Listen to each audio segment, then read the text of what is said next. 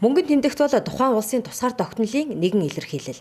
Бидний одоогийн гүйлгээнд ашиглаж байгаа мөнгөнд тэмдэгтийн дүрс, өнгө, хэлбэр хэмжээг 1993 онд шинжилсэн байдаг. За мөнгөнд тэмдэгтийн насжилтыг тэд байна гэсэн тогтсон хугацаа байдаггүй ч манай улсын мөнгөнд тэмдэгтийн насжилт дэлхийн томоохон улс орнуудын мөнгөнд тэмдэгтээс 4 дахин бага буюу 3.2 жилийн насжилттай байгаа юм байна. Тодорхойлбол юан, доллар, рубль, вон зэрэг яг ижил материалаар хийгдсэн мөнгөнд тэмдэгтүүд 12 жилээс дээш байхад манай улсын мөнгөнд тэмдэгт 3.2 жил. Үүнээс харахад бид мөнгөнд дэвсгэртийг 3 жил 2 сар ашиглаад дахин ашиглахдаггүй болгож байна гэсэн үг юм а. Мөнгөнд тэмдэгтийн насжилт бага байгаагийн шалтгаан нь бидний зохисгүй хэрэглэнээс үүдэлтэй гэдгийг хэлж байна. Мөнгөнд тэмдэгтийн насжилт нь ер нь хамгийн бага насжилт нь болохоор 3.2 жилийн насжилт. 1000 төгрөг багтах байхгүй. Тэгэхээр хамгийн урт насжилтаа нь болохоор 20,000 төгрөг, 10,000 төгрөг байдаг. Тэр нь болохоор 6.8 жилийн насжилттай. Ерөнхийдөө мөнгөнд тэмдэгтийн насжилт бол бусад орнуудтай харьцуулахад бол харьцангуй бага. Манай нэг бидний зохисгүй хэрэглэнээс болоод мөнгөнд тэмдэгтийн насжилт багасаад байгаа гэсэн үг л дээ. Манай мөнгөнд тэмдэгт чинь 100% хүн цаастай хийдэг төгрөг. Тэгтэл манай улстай ижилхэн хийдэг доллар байна, юан байна, одоо рубль те, одоо солонгосын вон өөр ямар ч улсын мөнгөнд тэмдэгтээд ийм улс орны мөнгөнд тэмдэгтүүд хүн цаасаар 100% хүн цаасаар хийсэн мөнгөнд тэмдэгтүүд байгаа. Тэгэхээр тэдний насжилт 12 жилийн насжилттай хамгийн бага да. Тэгэхэд манай Монгол улсын мөнгөнд тэмдэгт маань 3.2 жилийн насжилттай гэхээр энэ хоёрын хугацаа бол маш асар их байгаа. Энд илэгдсэн хугацаа чинь энэ мөнгөнд тэмдэгт маань илэгдэж байна гэдэг чинь дахиад улсын төсвөөс мөнгө зарцуулагдаж байна гэсэн үг. Мөнгөнд тэмдэгтийн насжилт ийм муу байгаа нь бидний буруу хэрэглээ. Хамгийн гол нь бидний буруу хэрэглээ. Яг Монгол орны уур амьсгалаас шалтгаалаад мөнгөнд тэмдэгт бас илэгдэж байгаа л да. Гэтэл бидний цохимжгүй хэрэглээ, халаасандаа хумж хийдэг, уул овоо хангаанд зүгээр тавьж өргөдөг, газрын хундаа аманд хийдэг, те барилгын хундаа аманд хийдэг. Тэгээд хувцастайгаа угаадаг, хитвч хэрэглэхгүй байдаг. Тэгээд нөө бохор гараараа мөнгөнд тэмдэгтийг барих. Энэ бүх үйлдэл маань мөнгөнд тэмдэгтээ соёлгүй хэрэглээ муутгаж устгаж байгаа гэсэн үг үүдэг. За Монгол банкнаас гаргасан мөнгөний насжилтын судалгаанаас үзэхэд мянгатын дэвсгэрт 3.2 жил гүйлгээнд эргэлддэг хамгийн богино насжилттай тооцогддог бол 10,000 20,000-ын дэвсгэртүүд хамгийн урт насжилттай буюу 6.8 жилийн насжилттай байдаг байна. За өөрөөр хэлбэл мянгатын дэвсгэрт хамгийн түрүүнд хүчингүй болдог гэсэн үг юм. Гүйлгээнд ашиглах боломжгүй чанар нь муудсан мөнгөнд тэмдэгтийг татан авч устгалд оруулах эрхтэй цорын ганц байгууллага бол Монгол банк. Тиймээс арилжааны банкуд ашиглах боломжгүй чанар нь муудсан мөнгөнд тэмдэгтийг Монгол банкнд тушааж устгалд оруулдаг байна. За устгалд орж байгаа мөнгөнд тэмдэгтийн ихэнх нь 5,000 мянгатын дэвсгэртүүд байдаг байна. Энэ мөнгө байна л да ингээд цав эргэн тойр ингээд цав болцоод ингээд гарнаас салахгүй байгаа. Тэгэхээр ингээд ийм болцсон мөнгө байгаа. Тэгээд булан ингээд урагдцсан энэ ч нотоор өнгөлдөд урагдцсан байгаа байхгүй. Тэ? Одоо энэ мөнгөнд тэмдэгт маань өөрөө цаас нь хэдий сайн ч гэсэнтэй ингээд хэд хэдэн газараа урагдцсан. Ингээд ирэхээр энэ мөнгийг маань муу мөнгөнд тэмдэгт ангилаад манайх арилжааны банкуд бид нар муу мөнгө гэдээ өгчдөг.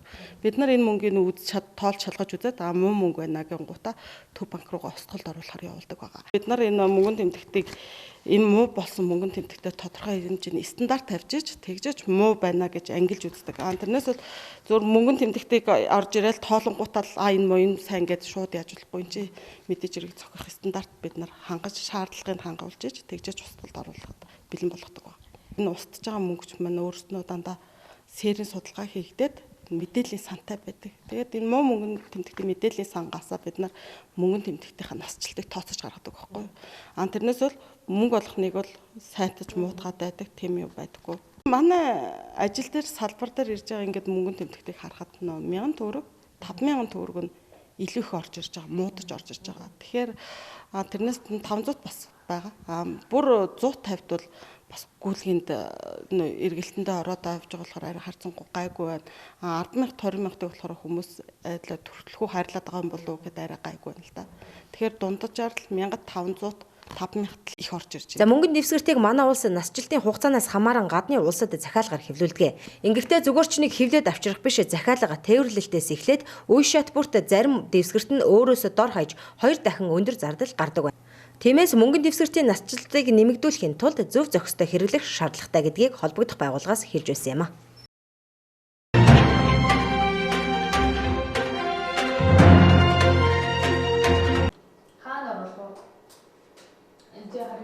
Олонний санаачлаг ар хангаан зөвлөл төрийн бус байгууллагаас гишүүдэд чадваржуулах нийгмийн судалгааны арга аргачлал сэдвт судалгааг хэрхэн хийх сургалтыг тэгш тусгал төрийн бус байгууллагын санхүүжилтээр хийлээ. За нийгмийн эрсдэлт бүлэг рүү чиглэсэн үйл ажиллагаа явуулахад судалгааны ажил хамгийн чухал. Тиймээс олонний санаачлаг ар хангаан зөвлөл төрийн бус байгууллагаас гадаад орчны боловсролын институт төрийн бус байгууллагын сургагч багш нартай хамтран энэхүү сургалтыг явуулж байгаа юм байна. За ер нь ерөөсөө ямарваа төрийн бусын ажлын хамгийн ихний зүйл одоо судалгаа байдаг. Судалгаагүйгээр ерөөсөө ямар ч ажил явагдахгүй. Тэр эмэгтэйчүүд юу хэрэгтэй байгаа. Тэр эмэгтэйчүүдээс хүсэж байгаа юм юу байгаа. Тэр зүйлийг гаргаж ирэхийн тулд судалгаагаар гаргаж ирдэг. За энэ судалгааг одоо бас судалгааны онол практик гэж байдаг шүү дээ. Онолыг зөв эзэмсэсний үр дүнд практик нь зөв явагдана. Тэгэхээр одоо бид нэр цаашдынхаа ажлыг төлөвлөж цаашдынхаа ажилд ямар юм дээр нь анхаарч ажиллах вэ? Эмэгтэйчүүдэд юу тулгамдаад байгаа гэдгийг энэ судалгаагаар л гаргаж ирнэ. Тэгэхээр одоо төрийн бус байгууллагт хамгийн чухал, хамгийн нэн тэргуунд шаардлагатай ажил бол энэ судалгааны арга зүй суралцах ажил байна. Орон нутагт үйл ажиллагаа явуулж байгаа иргэний нийгмийн байгууллагууд ихэвчлэн зорилттой бүлгүүд рүү чиглэн нөлөөллийн ажлуудыг судалгааны үндсээр хийдэг. Гэвч судалгааны зорилго, үр дүн, ямар зүйлд ашиглах зэрэг арга аргачлалын хэв загварыг нарийн тодорхойлдоггүй нийтлэг алдаанууд гардаг байна. За тиймээс энэ чиглэлийн сургалтыг зохион байгуулснаар иргэний нийгмийн байгууллагууд судалгааны арга аргачлалаа зөв тодорхойлох чадвартай болох юм байна. Бас байгууллагын маань нэг одоо чухал үүрэг болвол нийгэмдээ тулгамдаад байгаа асуудлуудыг гаргаж ирээд тэрийг одоо тодорхойлоод тэгээд тэн дээр ямар одоо арга аргачлалаар ямар арга замаар шийдэж болох вэ гэдэг шийдлийг бас одоо бусад хамтрагч талууд төр засагтаа санал болгодог юм байх ёстой. Тэгтэл одоо төрийн бас байгууллагууд маань нэг тулгамддаг асуудал бол энэ судалгаа шинжилгээний арга зүйг муу мэдгээсээ болоод яг өөрсдөндөө тулгараад байгаа тэр гол асуудлуудаа илэрхийлж гаргаж ирэх. Тэрийг ингээ үр дүнгуудээ цааш нь одоо нөлөөллийн үйл ажиллагаа хийхэд бол ашиглаж бас чадахгүй байгаа ийм талууд бол ажиглагдж байгаа. Тэгэхээр бол энэ одоо аргачлалыг нэлээд сурснараа бол яг нийгэмдэр одоо тулгамдаад байгаа асуудлуудыг одоо нарийн одоо гаргаж ирэх. Тэнд байгаа асуудлуудыг одоо төр засгийн байгууллагын бусад одоо хувийн хвшлийнхэнд орон нутагтаа байгаа хүмүүст бас ингэж мэдээлэх, мэдлэгжүүлэх ийм арга хэмжээ авахд бол нэлээд одоо үр дүнтэй гэж бол харж байна. Тэгээ өнөөдрийн сургалтаар бол бид нар яг энэ судалгааны арга аргачлал, төөрөлтийг ер нь яаж хийх юм, чанарын болон тоон судалгааны одоо ялгаанууд, аргууд ямар аргууд байдгийг гэдэг талаар нэлээд ойлголтуудыг өгч байна. Дээрээс нь яг энэ судалгааны дизайн буюу судалгааны хөтөлбөрийг ер нь яаж боловсруулах юм бэ гэдэг тал дээр нэлээд одоо дэлгэрэнгүй мэдээллүүд явж байна. Тэгээ яг энэ ажлын үр дүнд бол яг энэ юу маань ар хангаан зөвлөлийнхэн маань ер нь өөрсдийнхөө одоо цаашдаа хийх судалгааныхаа арга аргачлалуудыг нарийн тодорхойлж сурах ийм бол боломж бүрдээд байгаа юм. Сургалтанд тэгш тусгал төрийн бус байгууллагаас хэрэгжүүлж байгаа иргэний нийгмийн байгууллагыг бэхжүүлснээр иргэдийн оролцоог идэвхжүүлэхийн төслийн хүрээнд байгуулагдсан 18 бүлгийн ахлагч нар болон иргэний нийгмийн байгууллагын төлөөллүүд хамрагдаж байгаа юм байна.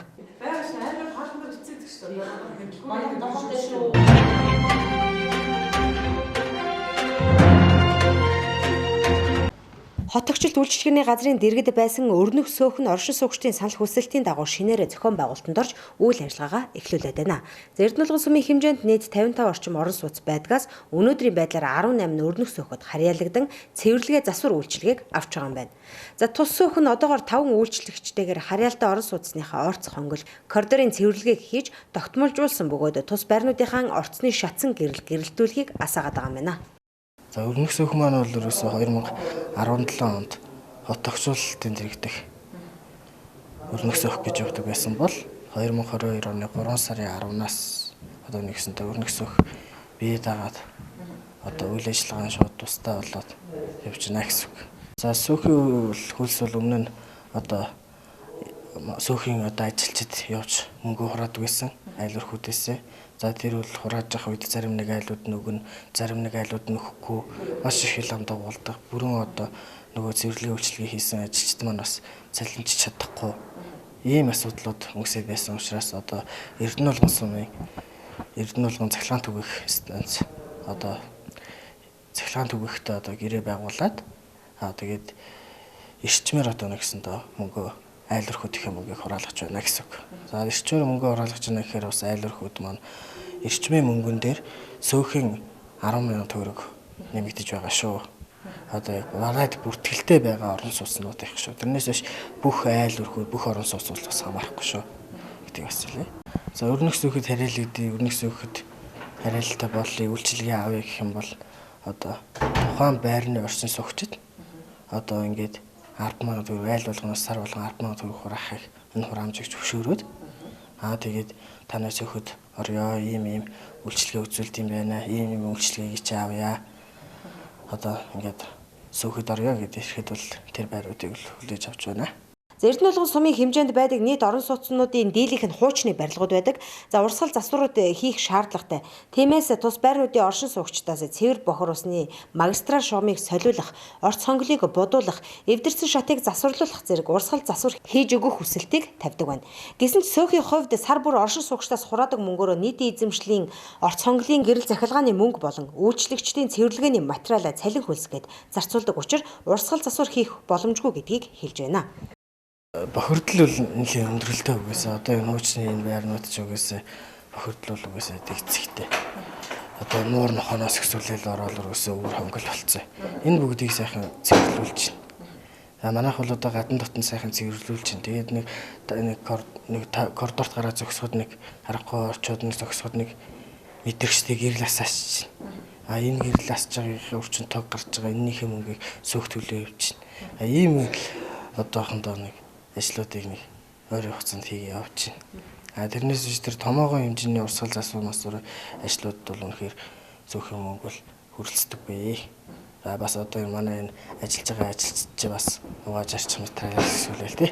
Энэ хүнд ч бас өмсөж зүрх хувцснаас хэсүүлээл энэ хүний цалин хөнгөмж нийгмийн даатгал, иргэний даатгал, татвар матвар бүх үйл ажиллагааг л төлөө явж штэ тий. Нэг томоохон хэмжээний урсгал засвар масвар ийм ажлуудыг хийхэд бол яг сүүхийн үйл ажиллагаанд цөөхөөсөө л тэм санхүүжилт бол үүндээ бас боломж олгосон байдаггүй маа. Өрнөх сөөх харьяалтай 18 орон сууцанда гадна дотны цэвэрлэгээ үйлчилгээг хийж байгаа юм. Цаашдаа тус сөөхөд харьяалагдан 5 тухтай орчинд амьдрах хүсэлтэй оршин суугчид нийт оршин суугчтайгаа зөвлөлтөн хүсэлт гаргах боломжтой юм байна.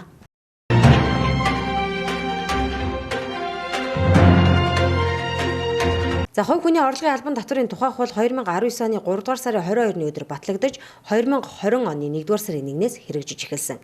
За энэ хууль нь хувь хүний орлогод албан татвар ноогдуулах, уг албан татварыг төсөвт төлөх тайлгнагтай холбогдсон харилцааг зохицуулах юм. За хуулинд орсон нэг өөрчлөлт бол бичил худалдаа ажил үйлчилгээ эрхлэгч гэсэн шин залт. За бичил худалдаа ажил үйлчилгээ эрхлэгч гэж ажлын байр, лангуу зэрэг тодорхой байршилд байрлахгүй. Худалдаа үйлчилгээ зорчигч болон ачаа тээврийн үйлчилгээ эрхлэгч хувь хүн хамаарах юм. Эдгээр худалдаа үйлчилгээ эрхлэгч иргэдийн албан татврын хувь хэмжээг улсын хурал, түүний эрх олгосноор засгийн газар болон аймаг нийслэл сум дүүргийн иргэдийн төлөөлөгчдийн хурал, хотын зөвлөл хууль тогтоомжийн дагуу тус тогтоно. За үүний дагуу Аранхан аймагт энэ чиглэлээр үйл ажиллагаа явуулж буй иргэдийн сард төлөх албан татврын хувь хэмжээг аймгийн иргэдийн төлөөлөгчдийн хурлын 2021 оны 12 дугаар сарын 2-ны өдрийн тэг 6 тоот тогтоолоор эрхэлж байгаа үйл ажиллагаанаас нь хамааран 6300-аас 63000 төгрөгөөр тогтоосон байна. За тодорхойлбол ажлын байр, лангуу зэрэг тодорхой байршилд байрлахгүй ил задгаа худалдаа үйлчилгээ эрхлэгч сард 6300 төгрөг, за хуваарай зорчигч тээврийн болон жижиг оврын ачааны үйлчилгээ эрхлэгч иргэд 21000 төгрөг, 5.1-ээс 10 тонны даацтай ачааны машины үйлчилгээ эрхлэгч 29400 төгрөгийн татварыг төлөх бол за 10.1-ээс дээш тонны даацтай ачааны машины үйлчилгээ эрхлэгч 63000 төгрөгийн татварыг төлөх юм а. За тэгэхээр бичил үйл ажиллагаа эрхлэгч иргэдийн хувьд бол нэг онцлог зүйл нь хөл юу гэхээр татврын бол тайланг бол гарах бол үүргийг хүлээдэггүй. Тэгэхээр татврын тайлан гаргаагүй учраас татврын мөн бас өнгөлөлт болон чөлөөлтөнд идэх бол эрхийг бол идэлхгүй байгаа.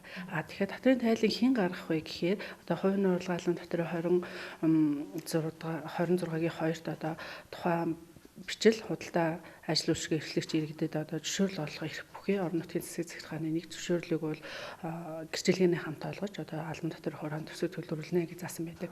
Тэгэхээр үүний дагуу одоо эрх зөвшөөрөл олгож байгаа эрх бүхий албан байгууллага маань тий орон нутгийн засгийн захиргааны нэгж маань одоо албан татврыг нь хураа аваад одоо тайлан гаргах үүргийг бол хүлээдэг байна. Хуулийн дээр бол тухайн иргэд маань одоо яг бичил худалдаа ажил үйлчилгээ эрхэлж иргэж байгаа иргэд маань бол тайлан гаргах үүргийг хүлээдэг. Тэгэхээр чин тайлан гаргахгүй иргэд маань бол татвар хөнгөлөлтөнд хамрах эрхийг хүлээдэггүй гэсэн байна. Тэгэхээр энэ иргэд маань хэрвээ миний хүүхэд те одоо н орон сууц сургалтын төлбөр одоо ихтэй сургууль сурдаг би сургуулийн төлбөрийн хөнгөлөлт хамрагдъя гэх юм бол одоо хүсэлтийн харьяа татрын албандаа гарах нь. Тэгээд хүсэлтээ гаргаснараа энэ иргэн маань яг хувийн орлого албан татвар 8 дугаар зүйл буюу одоо үйл ажиллагааны орлогот хамааруулаад татвараа төлөө тайлангаа гаргаснараа бол энэ жилийн эцэст бол тухайн иргэн маань татварын хөнгөлөлтөнд бол хамрагдах бол ирэх нь үүснэ. Тэрнээс гол энэ хоёр орлого маань тус тусдаа өөр дансанд орж өөр үйл ажиллагааны чиглэлээр явж байгаа учраас бол тус тусдаа байж байдаг. Хэрвээ тухайн иргэн маань хөнгөлөлтөнд хамрагдъя гэх юм бол хүсэлтээ харьяа татрын албанд ирүүлээд тухайн бичил үйл ажиллагаа эрхлэгч биш үйл ажиллагааны орлого гэдэг зүйлд хамааруулж тайлангаа гаргах хэрэгтэй байна л гэсэн. За харин бичил худалдаа ажил үйлчлэгээ эрхлэгч иргэд хүн амын орлогын албан татвараа төлөөгүй тохиолдолд татвар төлөх үүргээ хэрэгжүүлээгүй гэж үзэн татварын ерөнхий хуульд зааснаар холбогдох арга хэмжээг авах юм байна. Татвар төлөхгүй бол үүргээ хэрэгжүүлээгүй байна. Татвар төлөх үүргээ хэрэгжүүлээгүй байна гэгээд татварын ерөнхий хуулийн 82 дугаар зүйл зааснаа дагуу нөгөө татварыг маань нөхөн төлүүлээд нөхөн төлүүлсэн татварын 30-аас 50% тэнцэх хэмжээний торгуулийг ногдуулад мөн одоо төлөх хугацаанаас тухайн төлөх ёстой хугацаанаас төлсөн хугацааны хоорондох алданг бол бас тооцож нэмжүүлэлт болж байгаа. Тэгэхээр татвар төлөгчд маань яг ихээр хуулийн дагуу үүргээ хэрэгжүүлээд албан татвараа төлөх ёстой байна. За бичил худалдаа ажил үйлчлэгээ эрхлэгч иргэдийн татварыг худалдаа үйлчлэгээ явуулах зөвшөөрөл олгосон эрх бүхий байгууллага буюу харьяа сумын засаг даргын тамгын газраас сар бүр хураа авч холбогдох төсөвт төвлөрүүлэн жилийн эцээр тайланг гаргах юм байна.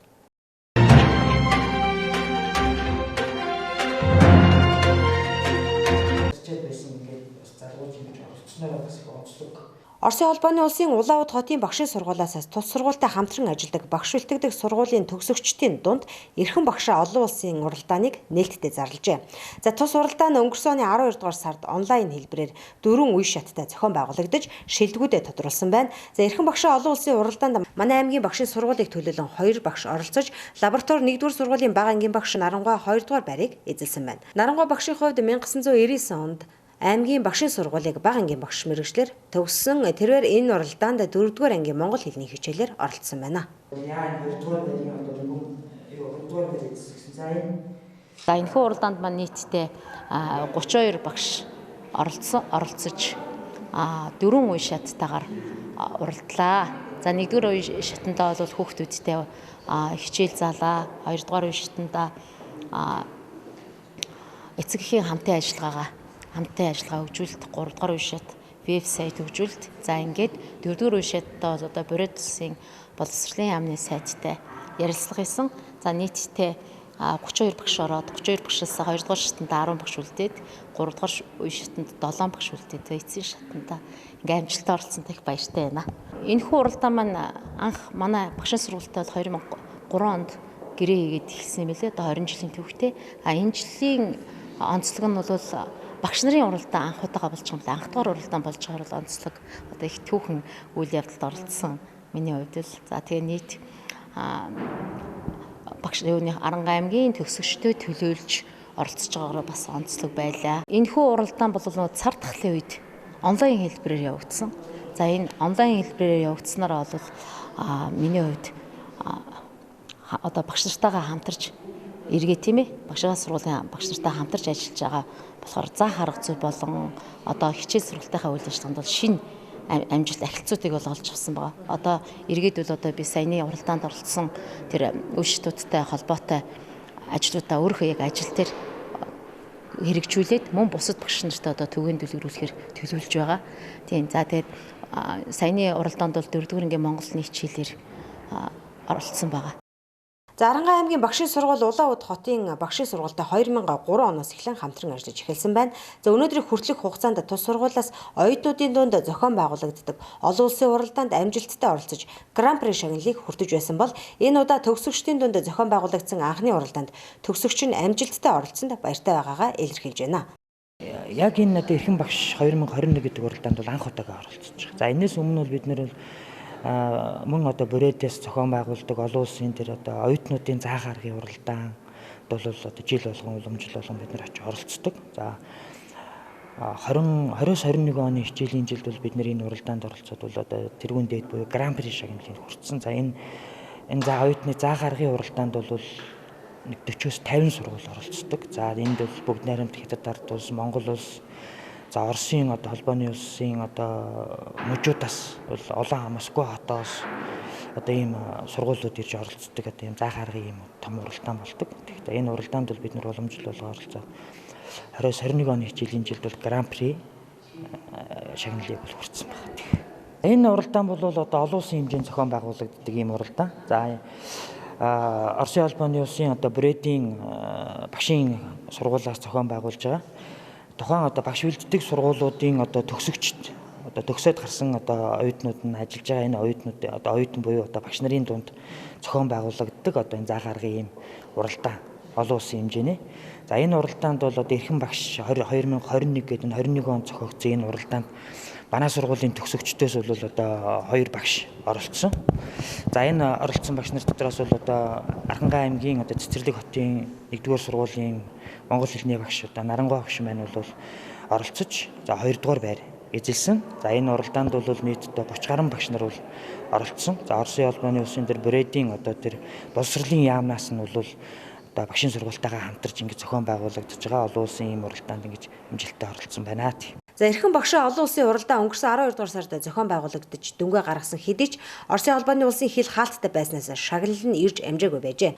За харин Оросын холбооны улс хилээ нээснээр тус шагнал нь ирж инхүү гардуулж байгаа юм байна.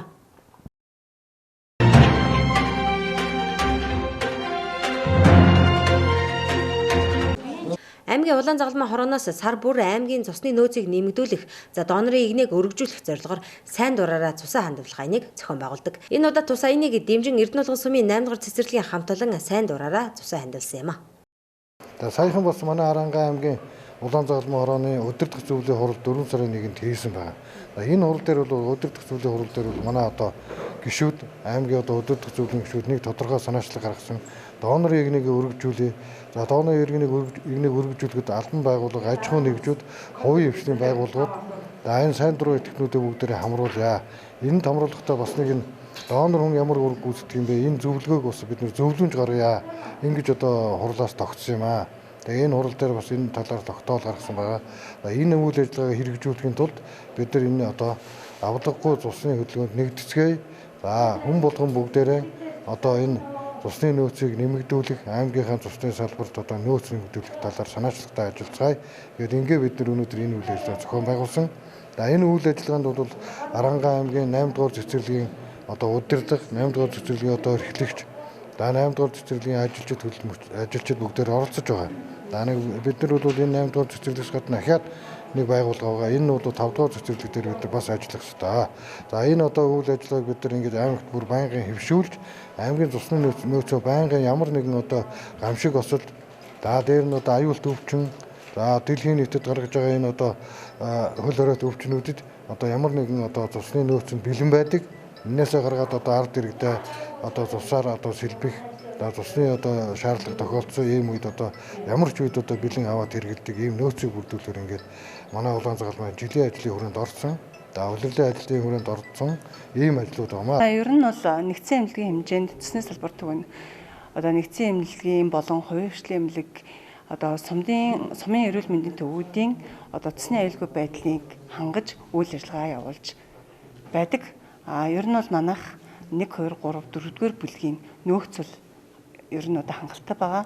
Гэхдээ одоо улс орон даяар сар бүрийн 2-нд 3-нд цусаа бэлгэлэх өдөр тохиож байдаг. Тийм учраас өнөөдөр улаан загалмай хороотойгоо хамтраад нийгмийн хариуцлагынхаа хүрээнд бол манай 8 дугаар цэцэрлэгийн хамт олон маань албан ажил дээр ажлынхаа байран дээр цусаа бэлгэлэх, цусаа хандивлах арга хэрэгтэй. Энэ сайхан хүмүүнлэгийн үйлсд бол итгэвч санаачлагтай оролцож байгаад маш их баярлж байна. Аймгийн улаан загалмай хорооноос авлаггүй цусны хөдөлгөөнийг сар бүр албан байгууллагуудтай хамтран тогтмол зохион байгуулахаар болсон юм.